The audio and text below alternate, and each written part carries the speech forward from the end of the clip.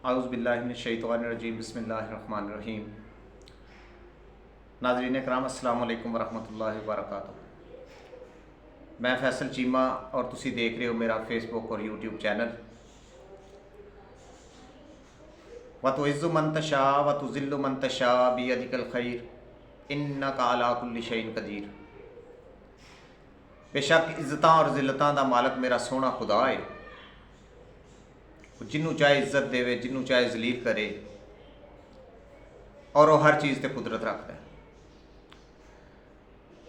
नाज़रीन कराम, मौजूदा इंपोर्टेड हुकूमत ने इमरान खान साहब नूं मुख्तलिफ तरीक़िਆਂ ਦੇ ਨਾਲ ਉਹਨਾਂ ਦੀ किरदारकुशी करन ਦੀ कोशिश की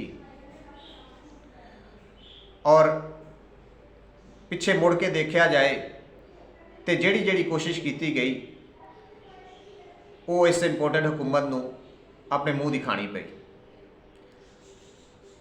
और खान साहब ने उहदे लई कुछ भी नहीं किया।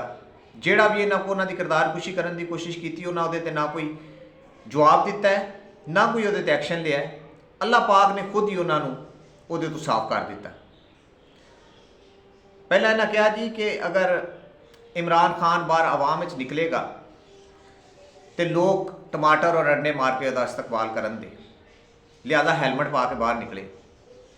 तो असां देखा कि खान साहब जदों बाहर आवाम विच निकले तो आवाम ने उन्होंने सिर अखां ते बिठाया। ना सिर्फ पाकिस्तान बल्कि पाकिस्तान तो बाहर भी अल्लाह पाक ने उन्होंने वो इज्जत दी कि जिहड़ी बहुत थोड़े बंदियां दे हिस्से आउंदी है। बल्कि मैं कहांगा कि पाकिस्तान विच किसी लीडर नूं ये इज्जत नहीं मिली जिहड़ी खान साहब नूं अल्लाह पाक ने दी।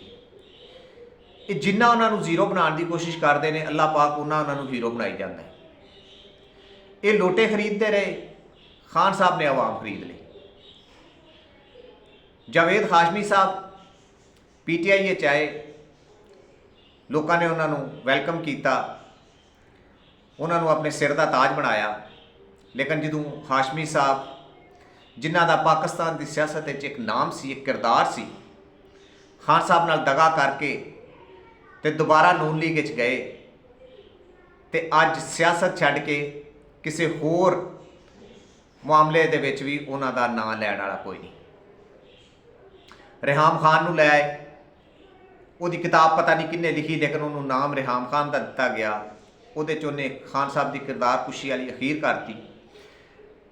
लेकिन अल्लाह पाक ने खान साहब को सुरखरू किया और उन्होंने हर जगह पर जलीलो रसवा किया। अज हर जगह पर जलीलो रसवा हो रही है। आशा बुला लई आ गई, पैसे लैके उन्हें खान साहब से बेहूदा इल्ज़ामात लाए। खान साहब ने उसकी भी तरदीद नहीं की, ना ही वो बारे कोई या वो किरदार के बारे कोई गल की। अल्लाह पाक ने उन्होंने भी जलीलो रसवा किया और खान साहब को सुरखरू किया। आमर लियाकत साहब अल्लाह ताला जनता च घर करे, उन्होंने फौत हो गए ने। उन्होंने कोशिश की लेकिन नाकाम होए। साढ़े स्टार बैट्समैन ते बॉलर शाहिद अफरीदी साहब जिहड़े कि छोटे बड़े मर्दो खवातीन उन्होंने हीरो सन, जदों उन्होंने खान साहब से तनकीद की तो सोशल मीडिया ते आवाम ने उन्होंने आड़े हथों लिया और उन्होंने दस दिता कि तुसी बड़े अजीज़ हो, पर जिथे तुहाडा मुकाबला खान साहब नाल होवे उत्थे तुसी कुछ भी नहीं, उत्थे तुसी जीरो। ये उस बंदे का एक सितारा है, या उस बंदे का एक किरदार है कि अल्लाह ताला हर जगह पर उन्होंने सुरखरू करता है और वो बगैर कुछ कीतिया अल्लाह ताला उन्होंने हर दाग तो बचाता है।